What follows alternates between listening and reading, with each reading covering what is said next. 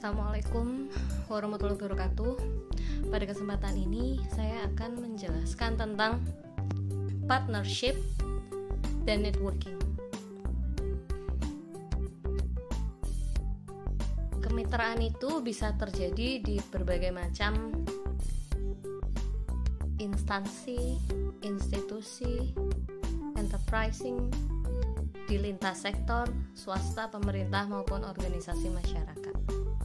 Dan itu bisa saja memberikan benefit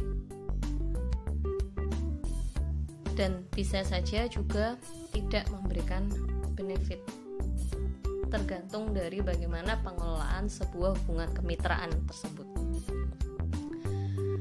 Di sini kemitraan adalah hubungan yang sinergis antar dua atau lebih pihak untuk melaksanakan sesuatu kegiatan dengan menggunakan prinsip dasar kesetaraan, keterbukaan, dan saling menguntungkan.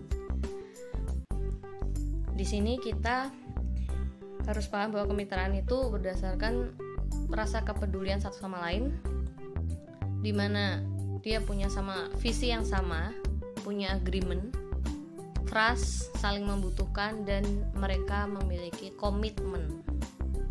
Nanti komitmen di sini akan dipelajari lebih dalam seperti apa. Tujuannya untuk meningkatkan sumber daya, meningkatkan daya jangkau kualitas, koordinasi, sinkronisasi, dan harmonisasi, serta bertujuan untuk efek sinergi, simbiosis, mutualisme. Kemitraan juga punya manfaat. Dari manfaat yang paling dasar, yaitu kita mendapatkan dukungan sumber daya yang tidak kita miliki, karena kita pada dasarnya punya core competence, punya kompetensi inti, dan kita butuh support dari orang lain. Nah, ini namanya dukungan sumber daya. Kemudian meningkat lagi, bermanfaat sebagai forum koordinasi antar entitas, antar kompetensi itu. Kemudian untuk mengetahui perkembangan dunia luar, untuk mengetahui perkembangan persaingan bisnis, dan yang paling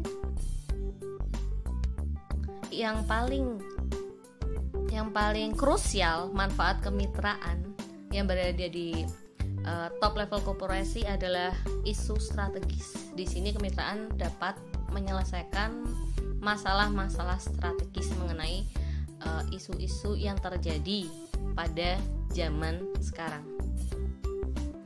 Prinsip kemitraan, sistem support, kepedulian, sama improvement di sini.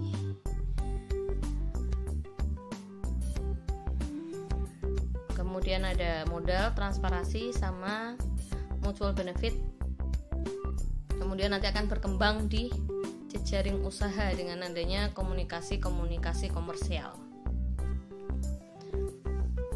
Kenapa sih kemitraan itu bisa tercipta? Karena ada dasarnya. Dasarnya yang pertama adalah kita saling mendorong dan mendukung, kemudian saling memahami dan menghargai, memahami kemampuan, koneksi, dekat, dan adanya feedback, membantu dan dibantu. Kemudian di sini ada langkah-langkah pembentukan kemitraan. Yang pertama adalah penjajakan atau orientasi. Ini ada kegiatan observasinya. Saya punya kompetensi inti sebagai konten kreator, misalnya konten video kreator. Kemudian apa yang saya perlukan? Yang saya perlukan yang dapat mendukung sumber daya saya apa? Oh, yang perlu untuk mendukung sumber daya saya adalah orang yang mampu atau entitas usaha yang dapat membuat teknologi yang dapat membuat konten kreator video saya itu lebih baik lagi. Misalnya bekerja sama dengan fotografer atau pihak-pihak atau enterprise yang mampu memberikan bahan-bahan video yang berkualitas. Kemudian yang kedua adalah penyamaan persepsi. Persepsi ini adalah visi misi tadi. Kita harus punya tujuan tunggal, Yang ketiga ada perumusan serta penyusunan ruang lingkup. Ini menentukan ruang gerak kita mau kemana saja dan ada batasannya. Yang terakhir adalah pembentukan dan penetapan jejaring atau networking.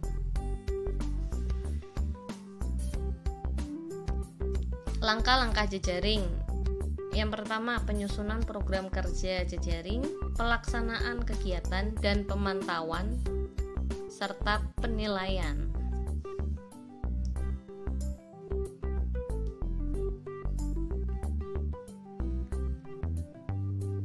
Jadi jejaring usaha ini merupakan suatu instrumen dari sebuah hubungan. Alat untuk memperdalam sebuah hubungan itu adalah jejaring. Jejaring itu juga merupakan instrumen dalam mendirikan suatu usaha, dalam mengembangkan usaha. Instrumen itu alat. Jadi jejaring ini dapat sebagai faktor driving dari adanya partnership sebelumnya itu. Nah, di sini peran mitra ini sebagai inisiator, motor, fasilitator, anggota aktif, peserta kreatif, pemasok input teknis, dan dukungan sumber daya.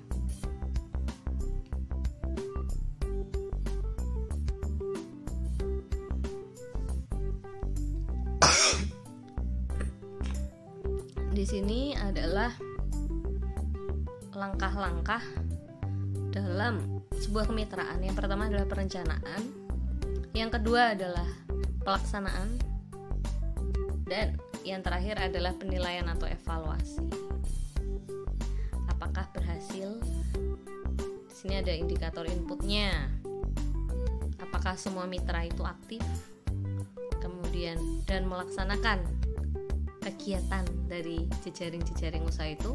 Kemudian ada indikator proses, bagaimana frekuensi koordinasinya, jenis kegiatan, sama sejauh mana sih mitra tersebut berkontribusi pada unit usaha kita, pada unit usaha yang telah kita bentuk. Kemudian indikator terakhir adalah output. Ini ada improvement nggak dari sisi growth, dari sisi competitiveness, sama win-win solutionnya. Di sini kemitraan itu juga ada etikanya.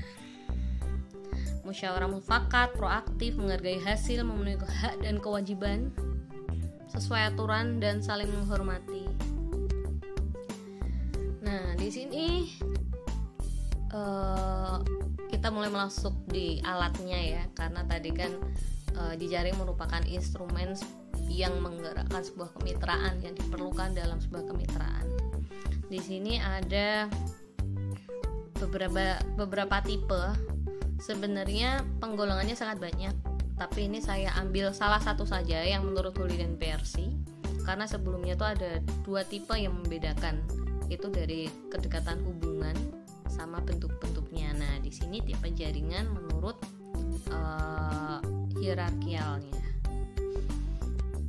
Di sini ada vertical market atau market channel. Contohnya seperti IKEA.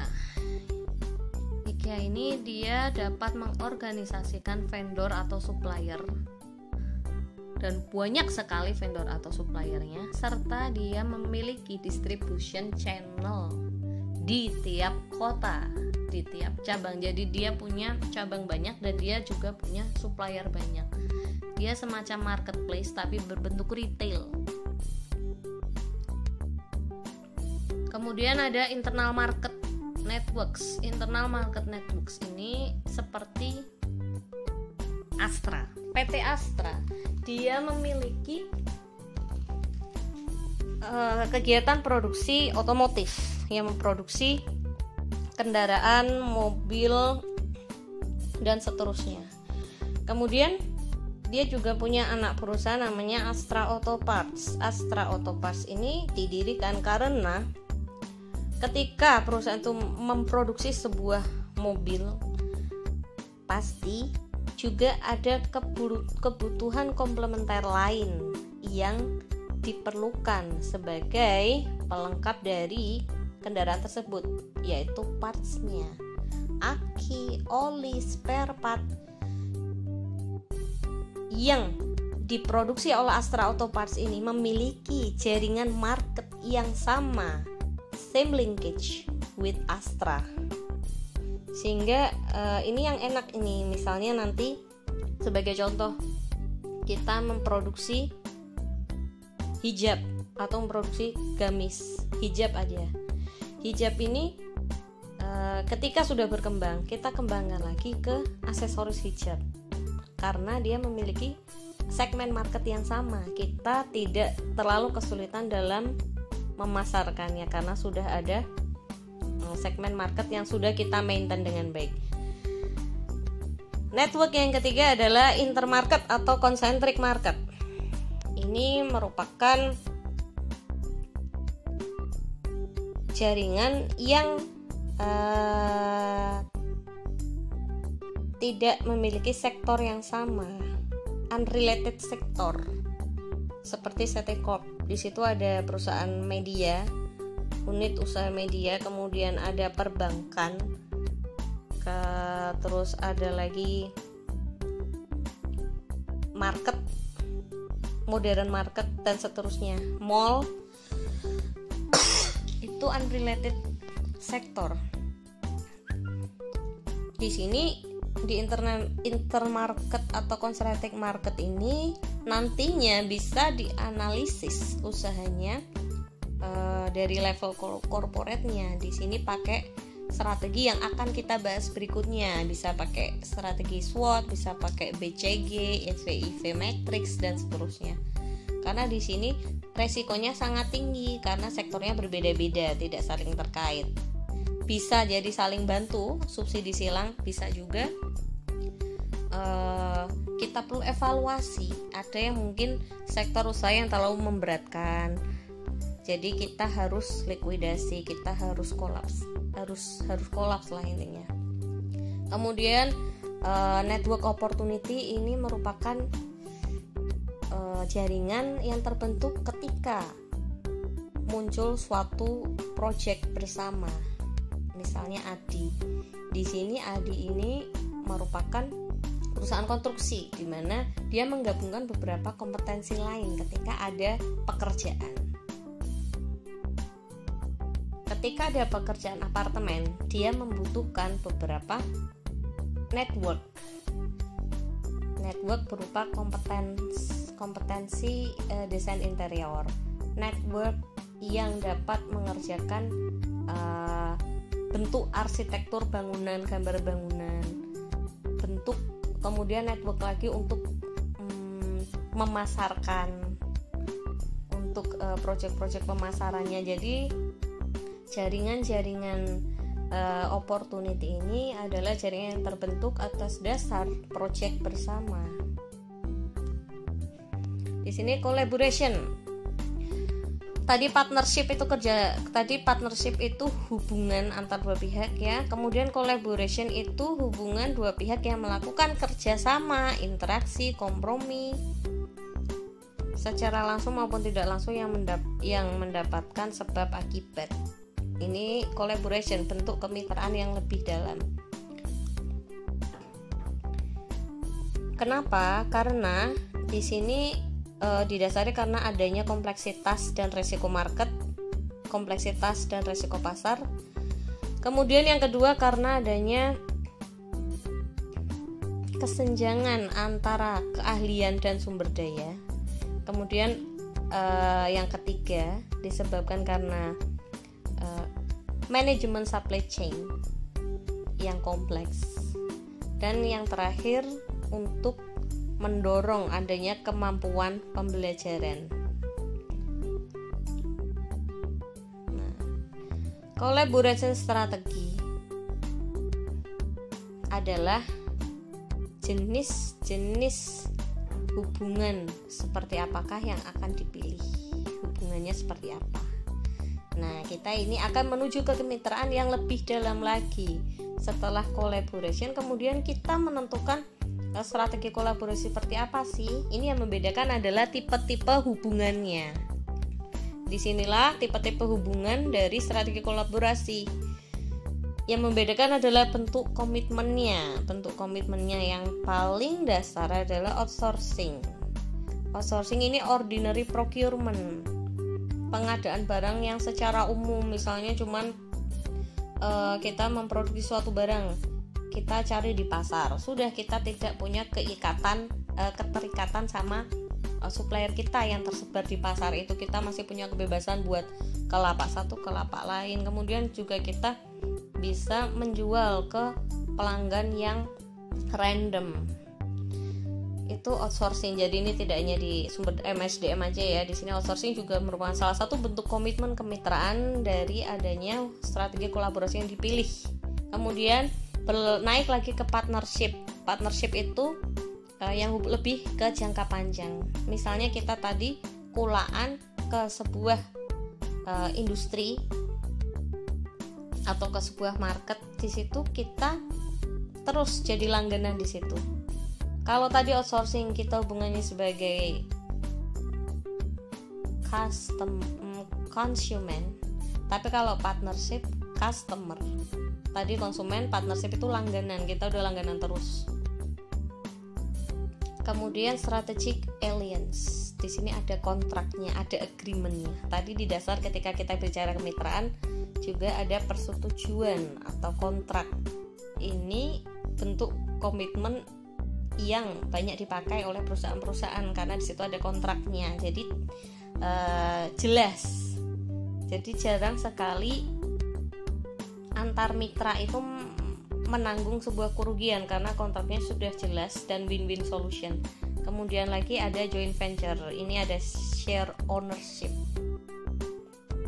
Joint venture ini contohnya ada dua perusahaan yang berbeda, misalnya Swiss Watch dengan Mercedes-Benz. Dia melakukan sebuah kolaborasi membuat teknologi dari adanya Mercedes-Benz itu dan dipadukan dengan teknologi smartwatch.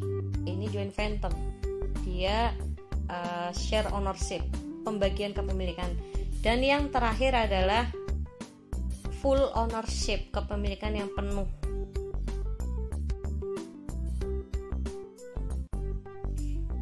Kemudian di sini kita bahas strategi aliansi karena yang umum dipakai oleh berbagai macam perusahaan.